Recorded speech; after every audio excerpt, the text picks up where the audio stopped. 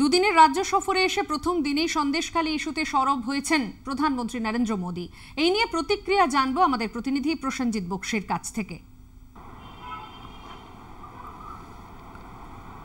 মান্ডবী, একটা জিনিস মাথায় রাখতে হবে যে আজকে প্রধানমন্ত্রী নরেন্দ্র মোদীর এই সফরের দিকে কিন্তু শুধু পশ্চিমবঙ্গ নয়, গোটা দেশ তাকিয়েছিল। তার কারণ হচ্ছে যে গত প্রায় 2 মাস ধরে সন্দেশখালী নিয়ে যা পরিস্থিতি তৈরি হয়েছিল, প্রধানমন্ত্রী এই বিষয়ে কোনো প্রতিক্রিয়া জানাবেন কিনা সেটাই একটা দেখার বিষয় ছিল। এবং যেভাবে প্রধানমন্ত্রী প্রতিক্রিয়া জানালেন এবং যেভাবে তিনি রাজ্য সরকারকে এবং রাজ্য সরকারের মুখ্যমন্ত্রী মমতা বন্দ্যোপাধ্যায়ের ওপর আক্রমণাত্মক একটা ভাষণ রাখলেন, তাতে একটা বিষয় স্পষ্ট যে আসন্ন লোকসভা নির্বাচনে সন্দেশখালী এবং মহিলাদের নিরাপত্তা এটাকে একটা অত্যন্ত গুরুত্বপূর্ণ এবং প্রায় প্রথম দিককার একটা নির্বাচনী ইস্যু হিসাবে তুলে ধরতে চলেছে বিজেপি।